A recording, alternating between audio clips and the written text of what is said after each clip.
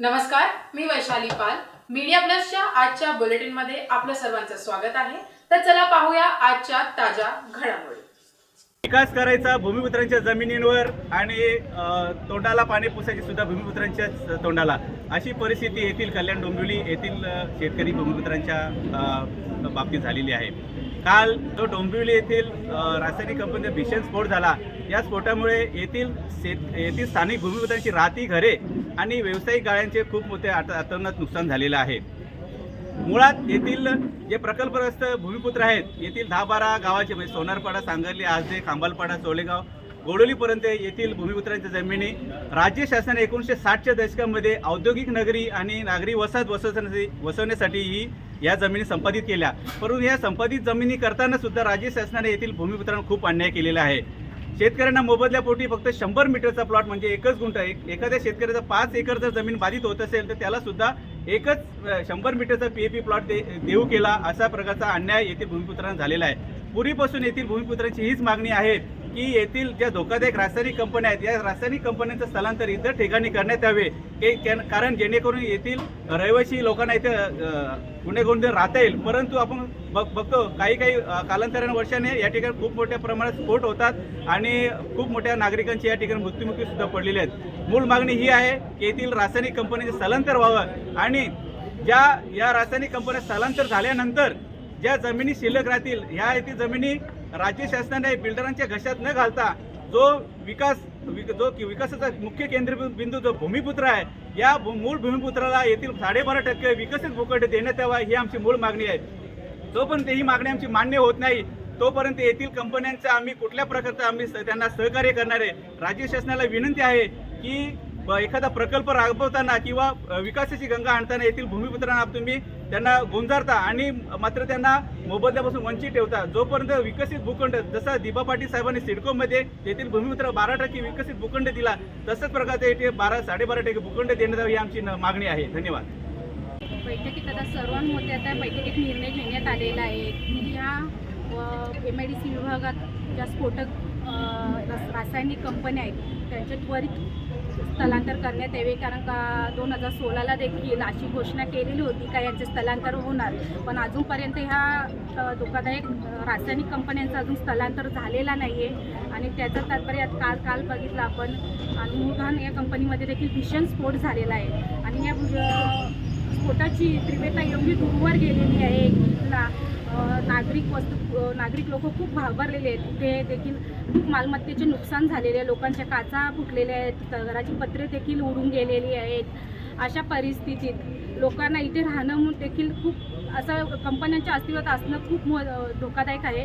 त्याच्यामुळे लवकरात लवकर या येथील जे लोकांचे नुकसान झालेले आहेत, सरकारने त्याच्याकडे तत्काळ लक्ष देऊन त्या मालमत्तेचे पंचनामे करून त्यांना नुकसान भरपाई द्यावी आणि लवकरात लवकर ह्या ज्या अतिरासायनिक धोकादायक कंपन्या आहेत त्यांच्या त्वरित लवकरात लवकर स्थलांतर करावे. मी देखील निर्णय घेतलेले होते धोरणात्मक, पण त्याची अंमलबजावणी आजपर्यंत आपण बघायला मिळालेली नाही आहे. पण मी आशा करते त्यांना, कारण का सध्याची परिस्थिती बघून त्यांनी लवकरात लवकर योग्य निर्णय घ्यावा, बस एवढी त्यांच्याशी माझी विनंती आहे.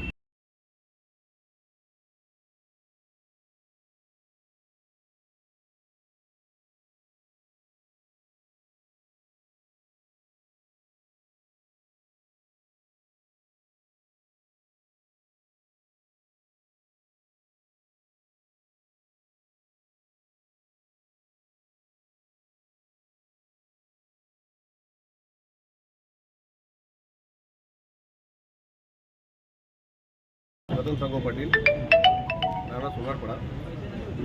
या ठिकाणी अत्यंत दुःखद घटना जी घडली ती अत्यंत दुःखदायक घटना आहे. तिची कोणीच भरपाई करू शकत नाही, शासन पण करू शकत नाही. कारण का कालच शासनाच्या मार्फत काही 5 लाखाची घोषणा देखील केली. जे काय गोरगरीब असतील त्यांना 5 लाख हे काय त्यांच्या जीवनात त्यांना पूर्ण त्यांच्या संसाराला लागणार नाही, तर कमीत कमी 50 ते 60 लाख रुपये त्यांना त्वरित भरपाई द्यावी.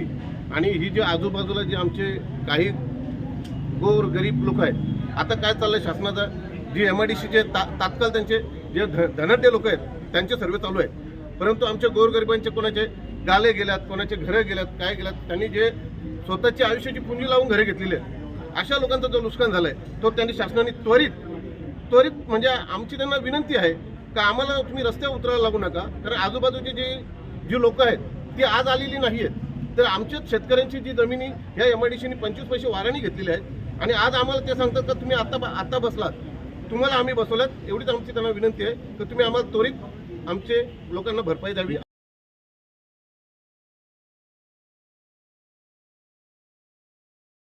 हो, आम्ही मुख्यमंत्र्यांना, शासनाला, सर्वांना आता जे काय आहेत आमचा इथं ठरलं आहे या कमिटीचा का आम्ही शासनाच्या मार्फत ज्या ठिकाणी आम्हाला पोहोचावं लागेल, जसं MIDC झालं, महानगरपालिका झाला, त्याच्यानंतर कलेक्टर झालं, या लोकांना जे काय झालं आहे त्यांना आम्ही निवेदन देणार आहोत. आणि जे मृत्युमुखी पडले आहेत तर आणि काही म्हणजे मुख्यमंत्री मृत्यू पडले त्यांना 5 लाखाची घोषणा केली, परंतु आज 60 लोक काही दवाखान्यात आहेत.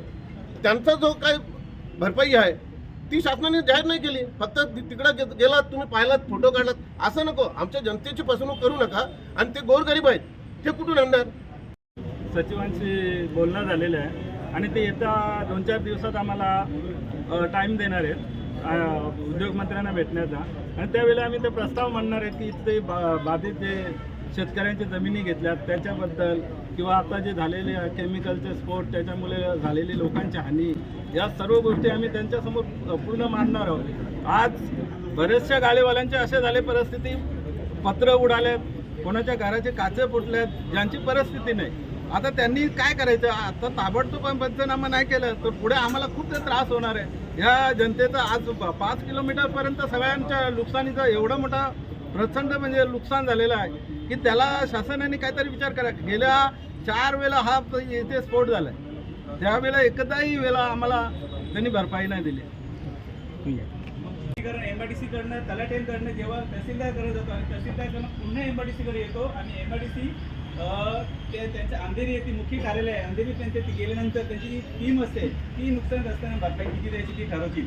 आता समजा ते बोलत असतील का तुम्हाला 5,000 देऊ का 10,000 देऊ, आता काय आपलं बोलायचं नाही. पहिल्यांदा पंचनामा करायचा. पंचनाम्यामध्ये एकूण एक वस्तूचा त्याच्यामध्ये उल्लेख होईल असा प्रत्येक नुकसानग्रस्तांनी काळजी घ्यायची आहे. कारण प्रत्येक घरोघरी आम्ही तुमच्या येणार नाहीत. ज्याच्या घरामध्ये त्यांचे कर्मचारी किंवा अधिकारी येतील त्यांनी प्रत्येकाची लिस्ट द्यायची का माझी इलेक्ट्रॉनिक वस्तू कुठली तुटलेली आहे, काचा किती तुटले आहे, दरवाजे किती तुटले आहे, लादी कुठली उकडलेली आहे, ती सर्व त्यांना द्यायची आहे. आणि तो रिपोर्ट, पूर्ण रिपोर्ट आपण माहितीच्या अधिकाऱ्यात देणार आहोत. जसं त्यांनी मोबदला जाहीर केला, जर मोबदला आपल्याला योग्य वाटलं नाही तर आपण तात्काळ आपण जनहित याचिका आपण हायकोर्टामध्ये आपल्या अशी स्वरूपाची आपली मागणी असेल की ज्या रासायनिक कंपन्या किंवा ज्या रिकामे प्लॉट्स आहेत MIDCच्या अंतर्गत त्या प्लॉटचे वितरण जे प्रकल्पग्रस्त भूमिपुत्र आहेत त्या प्रकल्पग्रस्ताला 12.5% दराने त्यांचा मोबदला देण्यात यावा ही आपल्याला मागणी करायची आहे. तर उद्यापासून आपल्याला या कामाला लागायचं आहे. हे राजकीय क्षेत्रामध्ये आजच्या ताज्या घडामोडी अशाच ताज्या घडामोडींसाठी परत भेटू. तोपर्यंत जय हिंद, जय महाराष्ट्र.